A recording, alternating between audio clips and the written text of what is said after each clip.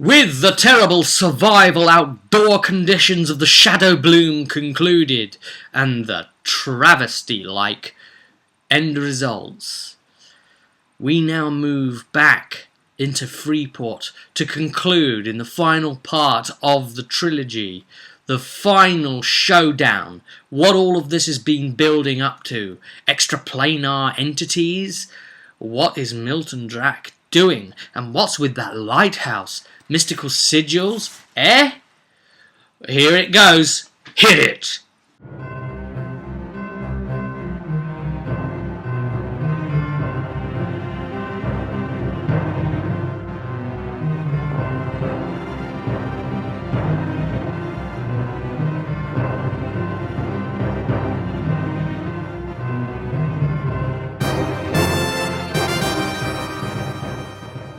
Okay, so the party have arrived back at Freeport. They have taken a ship. They're used to this trip now. And, they were expecting trouble at seas. They were expecting Scarbelly to come back after them. None of that happened. I love it when they expect things and they don't happen. That then lets you drop things on them when they don't expect it. Ah, wonderful. Anyway, but of course I've just said that now, so that I know they'll be watching this and then they'll be expecting it, which means it won't be dropping. But because I've just said that, they'll now not expect it, so I might drop it. But that could actually be a triple bluff. Anyway, let's go on.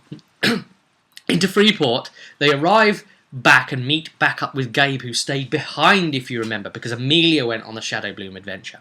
Gabe was doing a little bit of recon. He was having his own little solo adventure storyline thing going on. He was getting roped into some roguey type thievery type things going on. Some weirdo lord was doing something with him, set him up on a mission to test whether he'd be any good working for him as his thief. And right, so upon getting back into Freeport, they are welcomed as heroes. Everybody's all shouting, cheering, the crowd knows who they are, and rounds of applause. And the group don't like it. The group don't like it because last time they left, if we look back at it, Milton Drack had tried setting the group up, making them look like they were responsible for all of this. Because they found a speech that was going to condemn them, a speech that Drack was going to read to the public. Well, let's not forget there's serpent men as well. Ah! And of course, it's all gone very Cthulhu, hasn't it, here? With tentacly monsters and the madness, basically. People being sent insane from an evil cult. I mean, it doesn't get more Cthulhu than that, does it? And tentacle monsters as well. Japanese don't get excited. Stop it. So, they had a silver filigreed scroll tube thing sent to them, and they unfold it and read it, and it's an invite to the Grand Lord's Palace Ball. That's right, Milton Drack himself has invited the team to come. And let me just say straight away, the whole idea of this is publicly Milton Drack wants to give them the Order of Drac, or whatever it is, the medal, to say that they are heroes of Freeport. But there's actually another plot in play.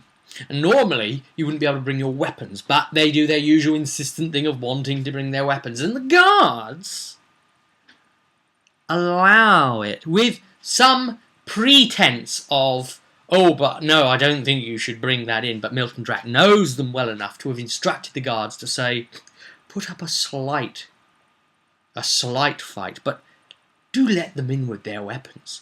See, he's trying to set the party up in attempted murder there and then at the party. So, it goes on. They go in. They go to the palace, having agreed to go to it. We got the nice map layout of the thing. Of course, we're using Madness and Freeport here, a nice little printout thing. It's really good, actually, if you can get these things printed out, because rather than just in the electronic form. Because, you can get in with a pen and just get into the margins and say, ship, and this kind of thing, or you can just, grab the map and tear it out and like refer to it while you've got other pages open and things. I mean, it would be all right if you could take something like like an iPad setup. And I don't have tablets, so I don't know if you can sort of already do this, but if you could set the thing up and actually make notes straight on it, so like draw straight on any file, that would be very, very cool for me. Right, so they get in, they effectively get given their medals, and then they do a bit of mingling, and they find out a lot of dodgy information, information about the lighthouse, that it looks like really something is going on, and of course there's a big political thing at the moment, because with Verlaine dead, of course that's who Drac was trying to frame, the murder of Verlaine on the guys, but now he's stating, oh yes, Verlaine was the mastermind behind it all, because it's not me. It was Verlaine, and it wasn't Verlaine. Verlaine was a stooge, remember, that Drac was using. Verlaine was actually innocent. He didn't even know what was going on. If you remember rightly, he was just greedy enough to want the money, the goods that were being offered to him, sent via underground passage to his home. He just got mixed up in this, and he genuinely thought the party were the bad guys, because Drac made it look that way. And Drac made Verlaine look like the bad guy leader to the party. He's such a clever manipulator. Evil bastard! He really is a brilliant kind of foe. Like that sort of Lady Branty type of foe, where they, you just can't fight them in a very easy, tangible way. As a hero that's used to carrying a big sword, you're coming along and you're just like, I just hit it until it falls down and then does not get up again. But of course that's not going to work here, is it? These are politics. You have to be able to debate with your mind, and of course the group is quite clever.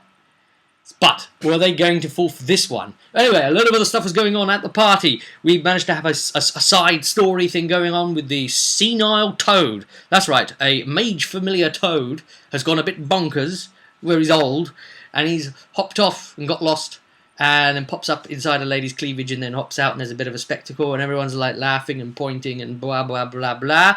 They all partake of the food and drink. That's always funny to let them attempt to try and do that and, create paranoia. Of course, nothing is poisoned. Everything's fine. And then one of Drac's, one of the high councillors of Freeport, because remember there's a council that decides things, and then Milton Drac, of course, who is the Sea Lord, but normally it has to be debated from the council, and they can sort of overthrow the Sea Lord. So in a way, it's kind of like, the Prime Minister and then those on his bench behind him.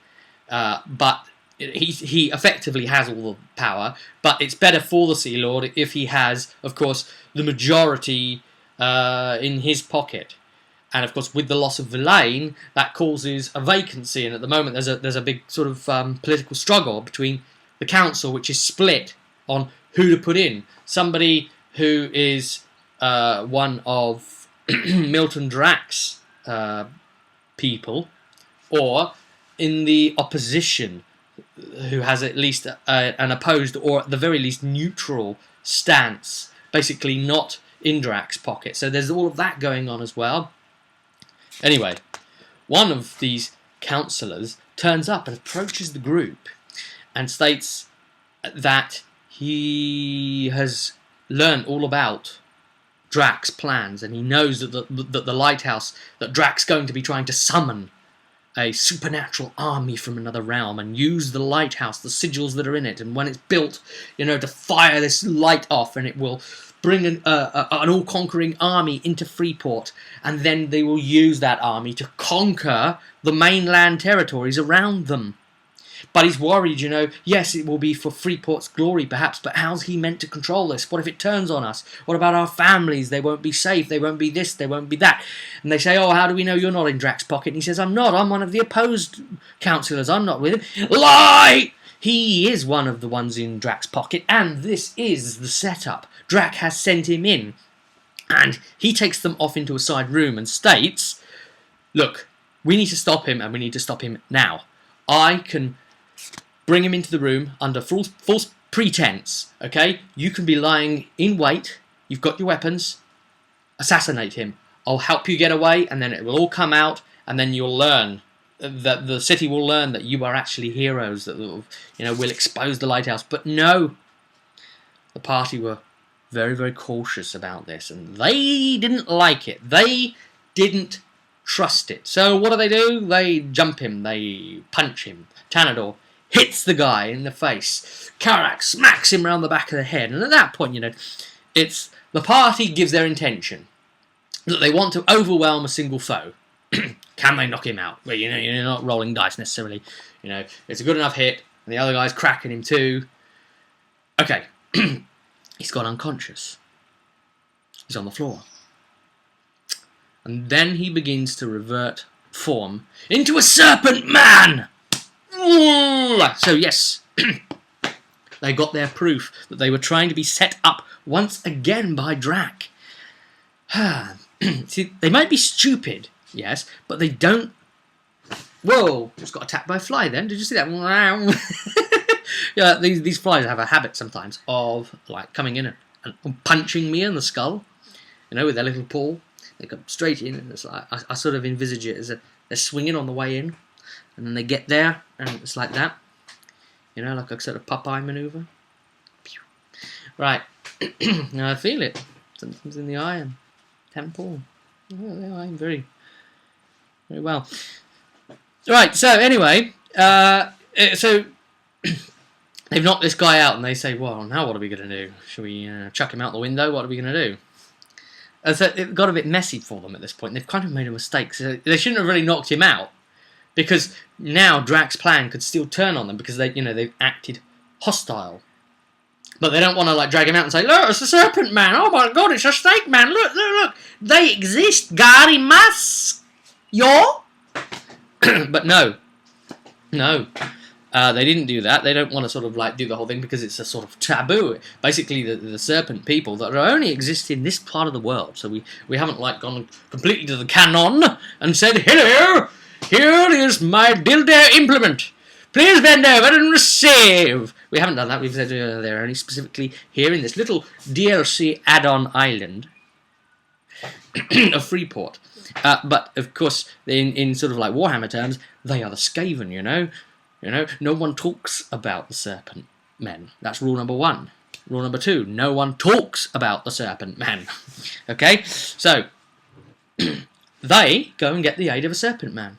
But he's an okay one. It's because it's Costello, the one who is standing in as the High Priest Theron in the Temple for the God of Knowledge. Well, that's a bit of a mouthful, isn't it? The Temple of the God of the Temple of the God of the Knowledge of the Mind of the worship of the intelligence of the... You could just keep going on, couldn't you? You're a very long-named god, aren't you? Yes! Yes, I am. I was young when I started trying to say my own name, and I'm old and gave up in frustration. So, they went and got Costello in, who's a good serpent man, one of the servants of Yig, who's kind of the good snake dude, god thing. Who said, you turned your back on me, you snakes, peoples. You've gone with the god of madness, and now utter chaos shall befall poor Velosa, and it's all your fault, and whoosh, now the serpent men shall be no more. Now the other races will come and take over. Which is, again, it's created that whole sort of Warhammer fantasy concept, isn't it? The lizard men came first, and then came the supposedly elder races, then came the dwarves and the elves, and then came the younglings, the humans. Have you noticed that every time it's the same? And this whole sort of serpent men thing, or lizard men thing in Warhammer terms, it all just goes back to the fact that on Earth, we once had dinosaurs long before us. And there's just reptiles, we are. So, yes, that was actually the technical explanation as well. But you've got to do that as well. And, yes, in that direction. Of course, it's not really that direction on film, because it's going to be that direction. But you know what it is, because left is right and right is left, sort of thing. Because the camera's a switcheroo. So Costello advised. He said, "Hey, do you know what? You shouldn't have done that. But look, let me take care of this for you. And they suddenly started to get sort of suspicious with him as well. They're suspicious about everything. They're suspicious about everything. You want to give me a wine? That's suspicious.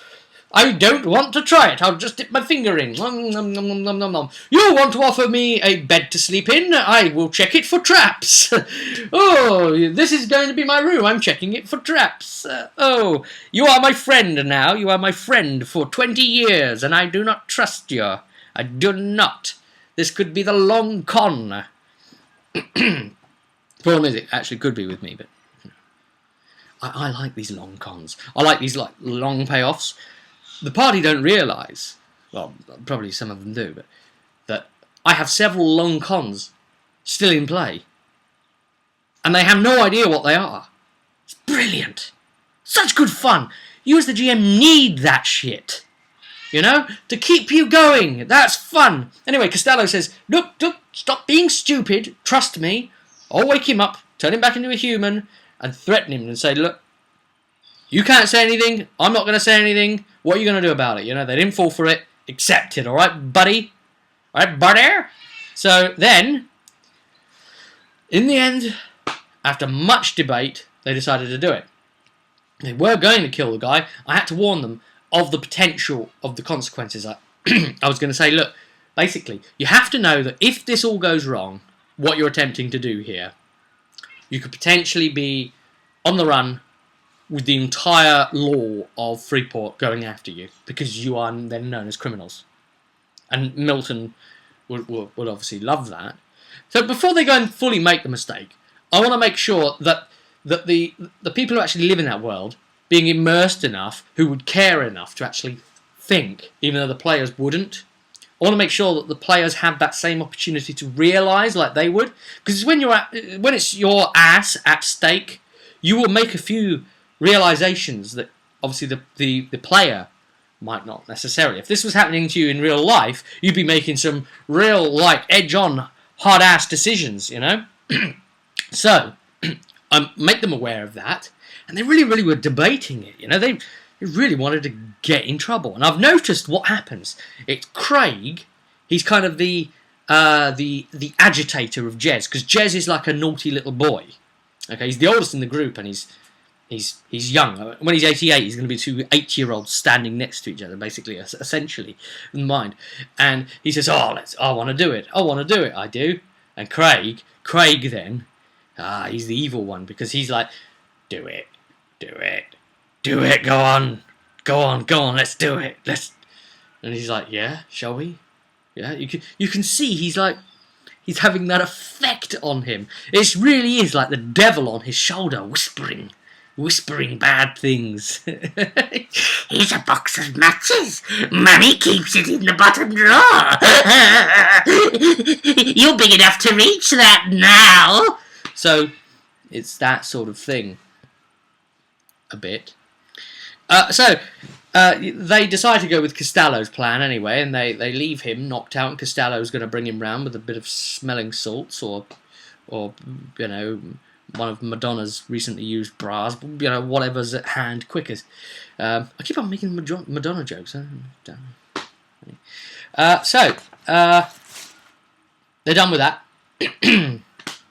They are then told, look, okay, the only way you're going to stop this is you're going to need another item of protection. You're going to need the brass serpent of Yig. You're going to need the high priest's thingamy-bob. And so the only way you will get that, and here's the lead, that Black Dog, the pirate, had a secret cove where he kept his treasure, and we believe from an old recovered journal that is part waterlogged, and it's handout time from good old Costello, saying, hey, this is where we think the entrance is. But, hey, we need to find the cove, so who do we talk to? So he gives them a lead on who to talk to, and they find Gareth, the old sea dog. And, of course, it's very, very funny, because Gareth has this whole practice speech. Lots of people come to him trying to look for Black Dog's caves, and they get the party is supposed to get the idea that, you know, he's sent a lot of people off before and they've never ever returned. and he wants an immediate pay up front, which they gave him. But the party also promised him, I think it was something like a 20% cut of all the treasure they recover, but they do want this one key item for themselves. And so he was jumping at that because he wasn't expecting an offer like that. So the party actually laid something extra on. So that was cool. Oh, and if we backtrack a moment, back to what happened at the party, Gabe did a little bit of showboating, spotlight stealing, because that's what he's like. And this time, Gabe, he spotted, in his thiefy way, a young lady, Margie, one of the aristocrats, one of the elite, daughters of the elite, going through the crowd. And of course, what does a woman who loves jewellery and shiny things but has everything do then? Well, you know, somebody like that, they want excitement. So she's going around stealing, picking pockets, this and that and that and this and this and that. And he spots her and he comes on up and in his usual sort of French suave way and says, look, I know what you are doing, but you know it is okay because I do it too. And this he puts down maybe a friendly wager. You know, let's say over the next hour, you know, who can steal the most, and whoever accrues the highest amount gets to ask the other one a question, and they must answer it honestly. So she takes up that bargain because she's a thrill seeker. Now, there's lots of different ways he could have played this. He could have been, you know, the stiff upper-backed type and reported her, turned her in, and so on and so forth. This is Margie. Now, Margie, if she's allowed to continue on as a criminal thrill seeker, will become a very sophisticated, well-known cat burglar who will go by the name of Night Haunt. And, of course, it would be a contact for the group. You know, a thief type that's even more skilled than Gabe. Of course, do they have that thief type on their side? Or do they cut her career short? Do they make an enemy of her? And all of these things are super important in Dragon Age, that you really relay onto the future events what the party have done in the previous. So Gabe's befriended her. And at the very end of it all, she wins the wager by like about ×5 of what he's stolen. So she's really, really good. And there's just like a sort of like flirty thing really with him, because that's what Gabe's like, you know. He's a bit of a womanizer. And she, well, she sort of lives for the moment. And he's a bit of a blabbermouth as well, Gabe. So he explains that, because his weakness is women. And he explains, oh, we're going to be going for the treasure, actually. Yeah, Black Dog's treasure. And of course her ears prick right up like that. And she says, you know, I want in on that. And he says, oh, I think that could be arranged. And, you know, she wants a cut. Plus another cut. That makes the treasure even smaller. What they're going to get, if they can even survive. But of course, you know, bringing an NPC along, which Gabe says she can, that hasn't always worked out so great for the group. Or at least not so great for the NPC. Because they're normally in loads of danger. Because the stupid things this group get themselves into are extremely dangerous situations that only they can get themselves out of, and hence, you know, only they, meaning not the NPC who's with them. There was the time when they went up against the serpent thing, that terrible, terrible boss, and of course it was rolling randomly for who it was going to attack, and of course it went after the NPC lady that Amelia had brought along, and Amelia had got her killed. Is the same thing going to happen here with Gabe? Another one of Laurie's characters, of course. Is Ori going to be responsible for another girl's death? So, she turns up at the docks once they've got the information out of old Gareth, and the party agree that she can come along. And some of them are thinking, well, you know, she's at least cannon fodder.